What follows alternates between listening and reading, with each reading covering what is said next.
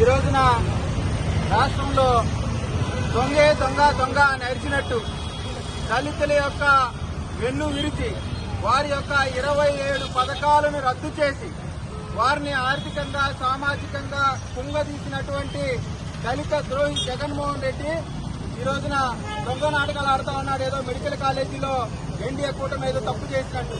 నేను అడుగుతా ఉన్నాను జగన్మోహన్ రెడ్డిని, మీ ప్రభుత్వ హయాంలో ఎస్సీలకి, ఎస్టీలకి, బీసీలకి, అగ్రవర్ణాల పేదలకి ఎంబీబీఎస్ సీట్లలో 50% ప్రైవేటు కోటా కింద ఇచ్చి, ఎన్ఆర్ఐ కోటా కింద ఇచ్చి వారి యొక్క జీవితాలతో ఆడుకున్నది నువ్వా కాదా అని సందర్భంగా అడుగుతా ఉన్నాను. చేసిన తప్పులన్నీ చేసి కూడా ఈ రోజున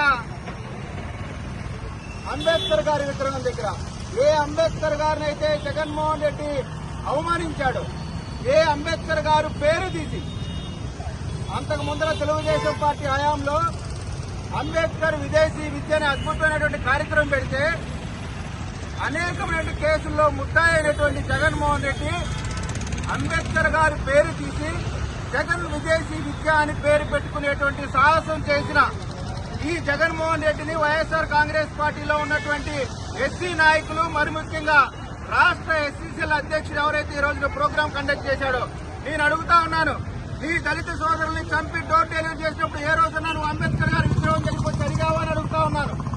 ఏ రోజున సరే ఎప్పుడైనా సరే దళితులకు సంబంధించి 27 పథకాలు రద్దు చేశారు.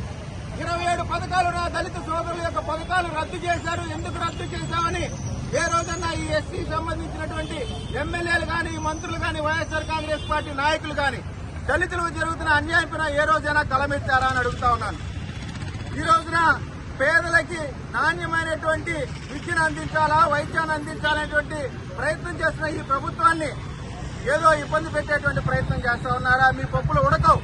ఎందుకంటే ఈ ఆంధ్ర రాష్ట్ర ప్రజలు నిన్ను కేవలం ఎమ్మెల్యేగా పరిమితం చేశారంటే, కనీసం ప్రతిపక్ష నాయకుడిగా కూడా మళ్లీ అవకాశం ఇవ్వలేదంటే, ఒకసారి నిన్ను ప్రతిపక్ష నాయకుడిగా చూశారు, ఒకసారి ముఖ్యమంత్రిగా చూశారు. ఇక వాళ్ళు నిర్ణయించుకున్నారు, ఇక జీవితంలో నువ్వు ప్రతిపక్ష నాయకుడు లేదా ముఖ్యమంత్రి అయ్యే అవకాశమే లేదు. నీ దొంగ చెప్పాలి ఆపు. ముఖ్యంగా వైఎస్ఆర్ కాంగ్రెస్ పార్టీ నాయకులు అడుగుతా ఉన్నాను, అంబేద్కర్ గారి యొక్క ఆలోచన విధానాన్ని తొంగలో తొక్కినటువంటి ఈ జగన్మోహన్ రెడ్డి, ఆయన అడుగులకు మడుగులెత్తినటువంటి కొంతమంది కుహానా వైఎస్ఆర్సీపీ దళిత నాయకుని అడుగుతా ఉన్నాను, ఏ హక్కు ఉంది మీ దగ్గర మీరు అంబేద్కర్ గారి విగ్రహం రావడానికి? నేను చెప్తా ఉన్నాను, నిజంగా మీరు అంబేద్కర్ గారి విగ్రహం దగ్గరికి వచ్చి నిరసన చేయదలుచుకుంటే జగన్మోహన్ రెడ్డి గారితో ఏదైతే అంబేద్కర్ విదేశీ విద్యకి జగన్మోహన్ రెడ్డి పేరు పెట్టుకున్నాడో అంబేద్కర్ గారి పేరు తీసి దానికి క్షమాపణ చెప్పించండి ముందలా.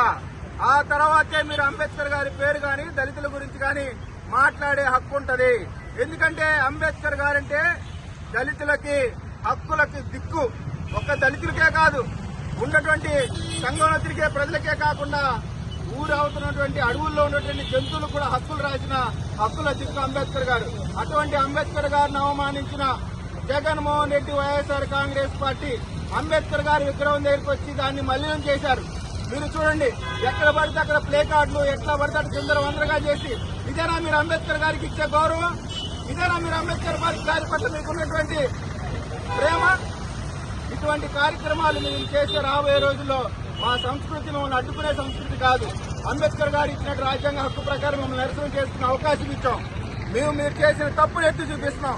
మీకు మాకు మధ్యన తేడాని ప్రజలు గమనిస్తా ఉన్నారు. మెడికల్ కాలేజీకి సంబంధించి ప్రజలకి నష్టం జరిగే ఏ కార్యక్రమం ఈ ప్రభుత్వం తీసుకోదు. ముందుగా ఏ కార్యక్రమం చేయాలన్నా జగన్మోహన్ రెడ్డి అంబేద్కర్ గారి విగ్రహం దగ్గరికి వచ్చి కాళ్లు పట్టుకుని క్షమాపణ చెప్పిన తర్వాత మాత్రమే అంబేద్కర్ గారి విగ్రహం దగ్గర రావాలని చెప్తూ ఈ కార్యక్రమానికి వచ్చేసిన అందరికీ కూడా పేరు పేరు కృతజ్ఞతలు తెలియజేసుకుంటాం.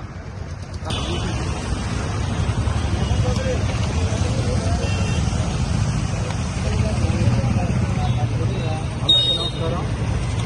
అధికారంలో ఉన్నంత కాలం వైఎస్ జగన్మోహన్ రెడ్డి దళితుల గురించి కానీ, దళితుల సమస్యల గురించి కానీ ఎప్పుడు ఆలోచించకపోగా దళితుల మీద మానవకాండ చేస్తూ, డోర్ డెలివరీ చేస్తూ ఎంతో అరాచకాలు సృష్టించారు. అక్కడి వ్యక్తి ఈ రోజున అంబేద్కర్ గారి శరణ్యం కోరుతూ అంబేద్కర్ గారి విగ్రహాల దగ్గర ఈ చేయటం, ఇట్లాంటి కార్యక్రమం చేయటం అనేది చాలా హాస్యాస్పదం.